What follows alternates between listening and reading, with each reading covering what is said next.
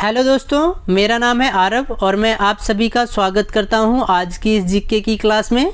तो दोस्तों, आज हम करने वाले हैं जीके के टॉप 30 प्रश्न जो कि काफ़ी ज़्यादा महत्वपूर्ण है दोस्तों, हर एक एग्ज़ाम पॉइंट ऑफ व्यू से। तो आप लोग इस वीडियो को अंत तक ज़रूर देखिएगा। और दोस्तों, आप लोगों से इस वीडियो के अंत में एक क्वेश्चन का टेस्ट लिया जाएगा, तो उस क्वेश्चन का आंसर आप लोग हमें कमेंट बॉक्स में ज़रूर बताइएगा। और वीडियो अच्छा लगे तो वीडियो को लाइक और चैनल को सब्सक्राइब जरूर कीजिएगा। क्वेश्चन नंबर 1 में पूछा गया है, अफ्रीकी आर्थिक आयोग का मुख्यालय कहाँ स्थित है। काफ़ी ज़्यादा इम्पोर्टेंट है कि अफ्रीकी आर्थिक आयोग का मुख्यालय कहाँ स्थित है। तो इसका राइट आंसर होगा ऑप्शन नंबर डी, आदिस बाबा। ठीक है, ऑप्शन नंबर डी इसका राइट हो जाएगा, आदिस बाबा में स्थित है। आगे बढ़ते इसी के साथ क्वेश्चन नंबर 2। क्वेश्चन नंबर 2 में पूछा गया है, पुस्तक राज तरंगिणी के लेखक कौन है। दोस्तों, एक पुस्तक है जिसका नाम है राजत तरंगिणी। इसके लेखक कौन है? तो इसका राइट आंसर हो जाएगा ऑप्शन नंबर बी, कल्हन है। ठीक है, ऑप्शन नंबर बी इसका राइट हो गया। आगे बढ़ते हैं इसी के साथ क्वेश्चन नंबर 3। क्वेश्चन नंबर 3 में पूछा गया है, किन्हें एशिया का प्रकाश भी कहा जाता है। दोस्तों, ये 4 ऑप्शन दिया गया है, इसमें से पूछा गया है कि किसे एशिया का प्रकाश भी कहा जाता है। तो ये गौतम बुद्ध जी को कहा जाता है। ऑप्शन नंबर ए इसका राइट हो गया। आगे बढ़ते इसी के साथ क्वेश्चन नंबर 4। क्वेश्चन नंबर 4 में पूछा गया है, कार्य का मात्रक क्या कहलाता है। कार्य का मात्रक क्या कहलाता है? तो जूल कहलाता है। ठीक है, ऑप्शन नंबर बी इसका राइट हो गया, जूल। आगे बढ़ते हैं क्वेश्चन नंबर 5। क्वेश्चन नंबर 5 में पूछा गया है, हाइड्रोजन बम किस पर आधारित है। हाइड्रोजन बम किस पर आधारित है? तो नाभिकीय संलयन के। ठीक है, ऑप्शन नंबर ए इसका करेक्ट हो गया। आगे बढ़ते हैं क्वेश्चन नंबर 6।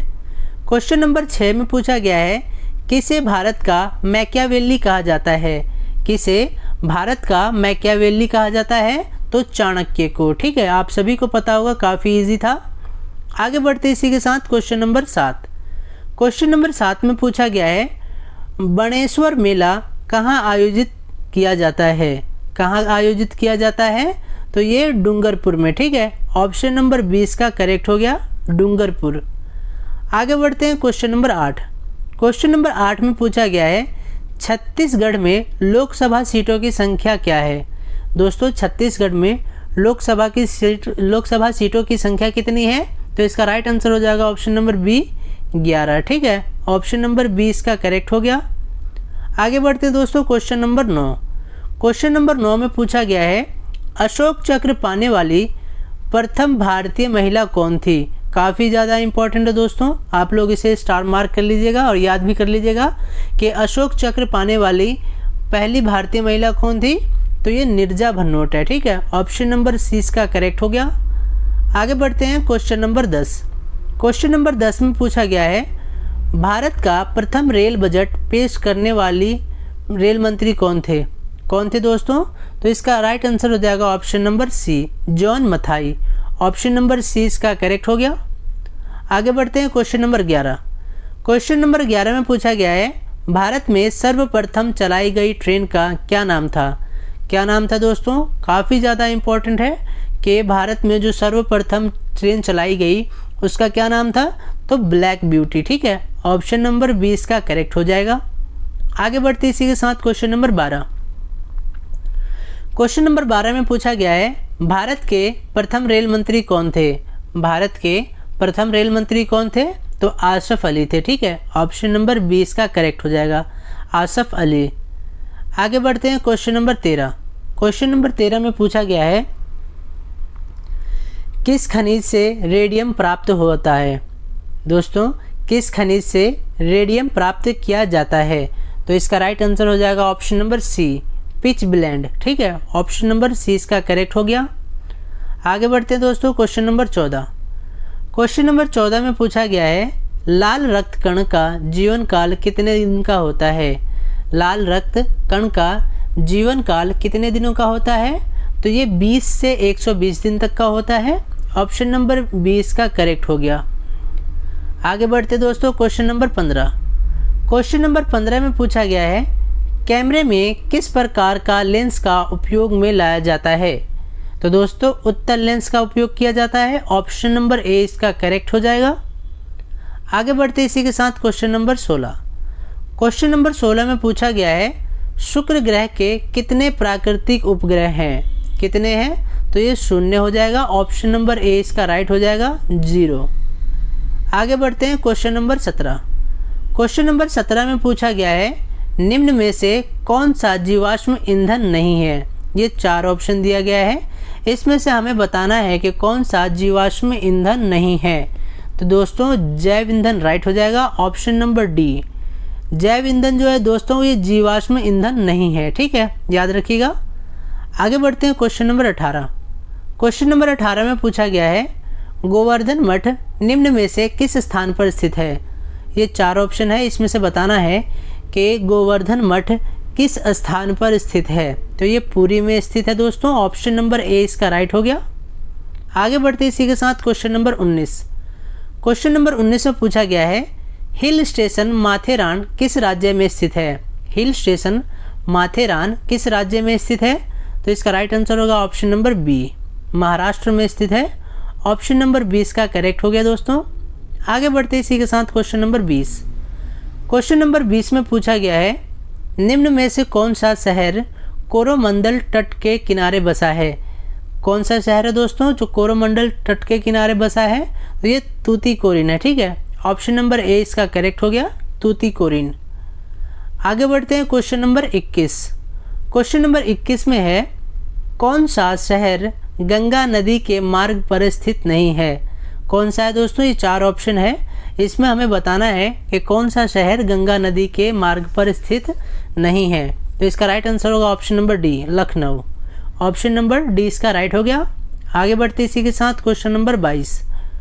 क्वेश्चन नंबर 22 में पूछा गया है निम्नलिखित में से कौन सा बांध झारखंड में स्थित है? कौन सा बांध है दोस्तों? तो ये मैथन है। ऑप्शन नंबर डी इसका राइट हो गया, मैथन। आगे बढ़ते हैं क्वेश्चन नंबर 23।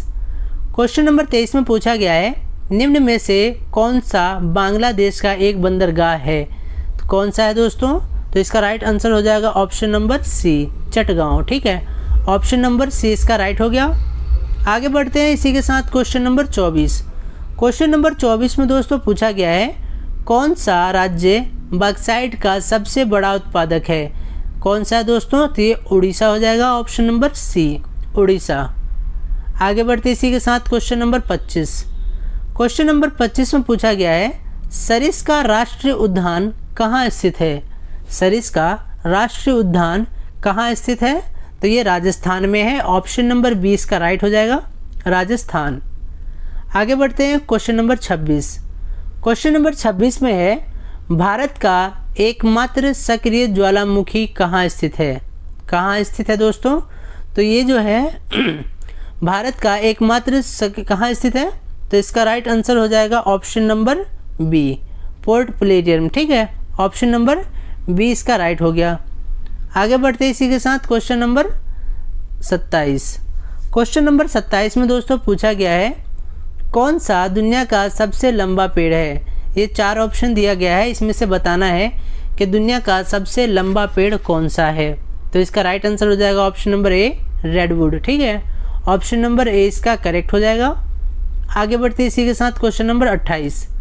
क्वेश्चन नंबर 28 में पूछा गया है किस पहाड़ी को ब्लू माउंटेन के रूप में जानते हैं? किस पहाड़ी को ब्लू माउंटेन के रूप में जानते हैं दोस्तों?